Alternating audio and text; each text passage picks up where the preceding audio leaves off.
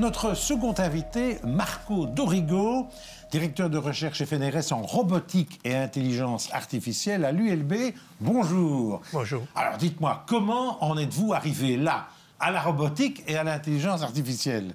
Tout de suite ou pas? Non, non, pas tout de suite. En effet, je crois qu'il y a beaucoup d'aléatoires. Oui. Bon, j'étais dans la science depuis que j'étais petit. J'aimais la science depuis que j'étais petit. Et après, j'ai fait le liceo scientifico en Italie. Et après, ingénierie. Et après, j'ai essayé de travailler pour de vrai quelques temps. Et je me suis rendu compte que j'aimais la recherche, j'aimais étudier. Alors, j'ai fait un doctorat et finalement, je suis arrivé... Question indiscrète. Comment un Italien, parce qu'on devine que vous êtes Italien au départ, comment un Italien s'installe en Belgique, à l'ULB? Oui, ça aussi, c'est le hasard. Mais j'étais aux États-Unis, en Californie, et là, j'ai connu quelqu'un qui travaillait ici à l'ULB. Et j'avais la possibilité de postuler pour une bourse italienne pour venir en période à l'étranger. C'était à l'étranger. Et alors, je suis arrivé ici. Et après, c'était très bien. J'aimais beaucoup le temps, le soleil, tout ça, de la Belgique.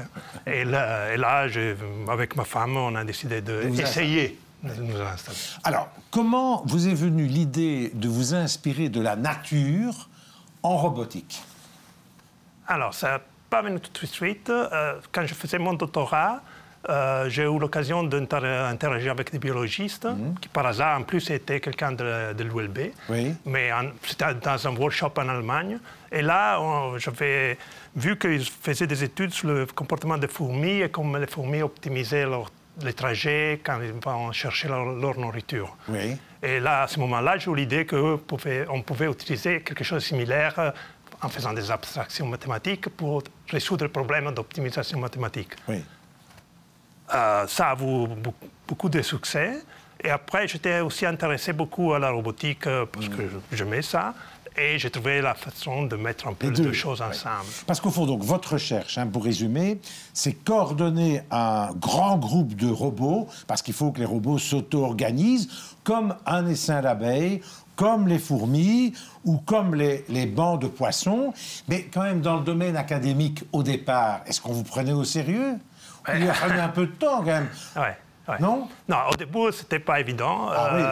Je me rappelle quand j'étais encore en doctorat à Polytechnique de Milan, que mon prof, un jour, est arrivé en hurlant, en disant « on ne fait pas de la biologie ici, on est en ingénierie ». Mais après, j'ai expliqué mes idées un peu. Et ça marchait. En plus, une fois que je suis arrivé à montrer que ça marchait, publié dans des bonnes revues et tout ça. Alors, coordonner un grand groupe de robots. Moi, j'ai vu votre laboratoire, qui est assez fascinant. Vous avez des tout petits robots, des tout petits robots. Vous avez d'autres robots, comme on voit en science-fiction. Mais pourquoi est-ce important pour vous de coordonner tous ces robots? Ça va servir à quoi? Alors, disons que on peut bien imaginer que dans le futur, il y aura de plus en plus de robots dans notre vie. Et à ce moment, ces robots sont autonomes et il faudra qu'ils collaborent entre eux et avec nous. Alors, en principe, il y a deux possibilités extrêmes. Soit il y a quelqu'un qui contrôle chaque robot, qui voit tout, le grand chef, et qui dit à chaque robot ce qu'il doit faire, ou les robots ils sont capables de s'auto-organiser. La deuxième solution est beaucoup plus intéressante parce qu'ils sont beaucoup plus autonomes. Il y a moins de contraintes et ce sera plus facile de faire coopérer ces robots avec nous et avec les autres robots si eux, ils ont de l'autonomie. Mais dites-moi, est-ce que c'est pas dangereux si les robots s'organisent entre eux et à un moment donné se fichent des humains? Oui, mais là, on est vraiment dans la science-fiction. Ah, d'accord. Vous gardez le contrôle. Oui, on a toujours les boutons pour... Donc, vous travaillez à des simulations de robots? Alors, je travaille avec des simulations, vraiment, simulation, ça veut dire que c'est des robots qui sont représentés comme des images dans les ordinateurs. Je travaille aussi avec des vrais robots, mais qui sont quand même des simulations de vrais robots qu'on pourra avoir dans le futur. C'est pas, par exemple, on peut faire des simulations de comportement des robots qui sont utilisés dans l'agriculture. Si vous voulez vraiment utiliser le robot dans l'agriculture, il doit avoir toute une série de caractéristiques qui vont être très compliquées, très chères. Nous, on va construire des robots qui sont beaucoup plus simples et avec lesquels on peut étudier certains aspects.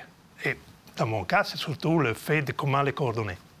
Mais alors, comment se fait-il que vous vous inspirez des fourmis et des abeilles et comment vous faites ce passage vers la robotique et vers l'intelligence artificielle? Alors, l'inspiration est métaphorique. On ne va pas reproduire les mêmes comportements des insectes. On va étudier avec des biologistes ou on étudie ce que les biologistes publient pour comprendre comment ces insectes, ces animaux coopèrent, communiquent, coopèrent. Les abeilles communiquent merveilleusement. Hein. Oui, ça indique où se trouve ce qu'il faut butiner, etc. Oui, et nous, on essaie de faire des choses similaires, mais pas les mêmes. C'est de l'analogie, finalement. Oui, c'est de l'analogie. Et les poissons aussi, bancs de poissons? Oui, on peut utiliser aussi les modèles de poissons, des oiseaux, et ça dans la robotique, mais aussi dans l'optimisation, c'est toujours... Oui. Mais alors, là, vos robots sont passifs. Mais est-ce qu'on pourrait, à un moment donné, imaginer qu'eux pourraient même prendre des initiatives ou pas? On peut tout imaginer.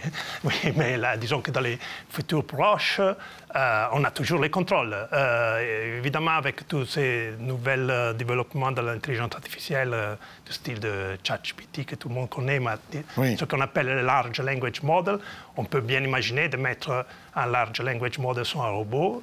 Il y a des gens qui le font déjà, on commence à le faire dans mon laboratoire aussi.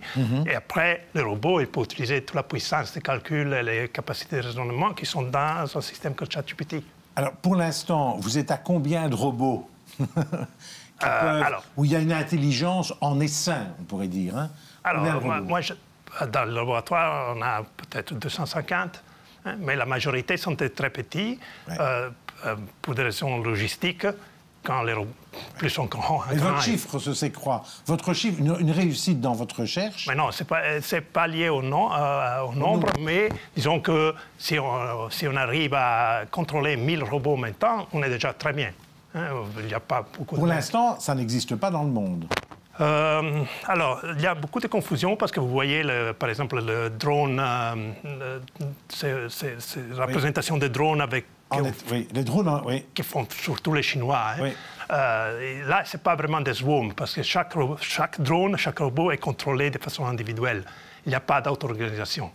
Si on pourrait arriver à faire la même chose avec nos méthodes, notre approche, là, serait un très Parce que moi, je pense donc aux voitures autonomes dont on parle beaucoup, les drones, l'info sur Internet, pourquoi pas, surveiller les cultures, tout ça pourrait faire partie des applications de votre recherche fondamentale. Oui.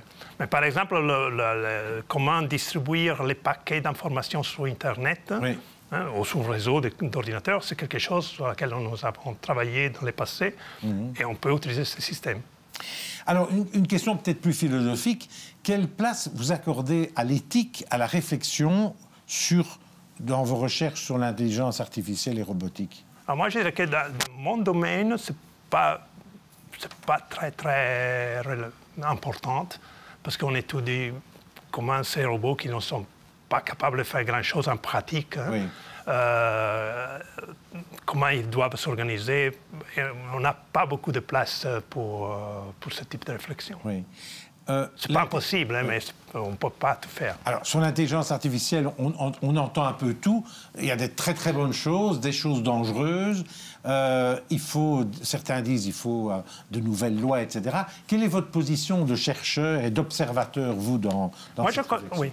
Je crois qu'il ne faut pas bloquer, parce que de toute façon, c'est inutile.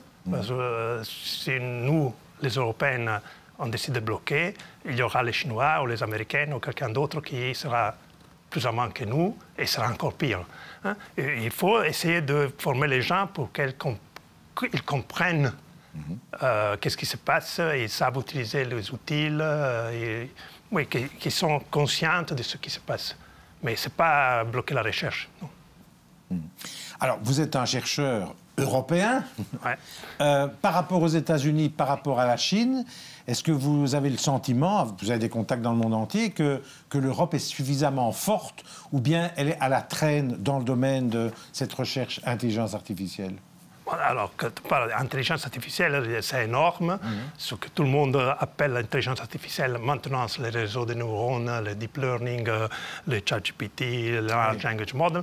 Alors là, c'est évident que les Américains sont plus avant. Tous les systèmes, maintenant, il y a les Chinois, les derniers jours, qui ont produit quelque chose de très compétitif. Mais oui, je crois que l'Europe doit faire quelque chose. Voilà, vous faites un appel à l'Europe. Oui, vous dites quoi? Faire un appel. Il faut qu'on trouve une façon de garder nos chercheurs en Europe. Parce que les succès des Américains sont faits par les chercheurs européens en grande partie. Ils étudient ici, se préparent ici, et après, ils vont faire la fortune des Américains. Donc, votre appel, gardez ici. Occupez-vous de nos chercheurs. Oui, exact. Il faut trouver moyen de les garder ici. Allez, dernière question. Quelle est votre utopie à vous pour les années qui viennent? Votre rêve le plus fou? Devenir un grand pianiste. Ah bon? Après votre recherche, c'est ça? Vous allez... Dans ma recherche, je sais bien ce que je vais faire. C'est pas un rêve. Pour le concours Elisabeth. Oui, peut-être. Merci en tout cas d'avoir été notre invité. Vous pourrez revoir, comme chaque fois, toutes ces interviews dans la Libre, bien sûr le site de la Libre, l'Avenir et la DH.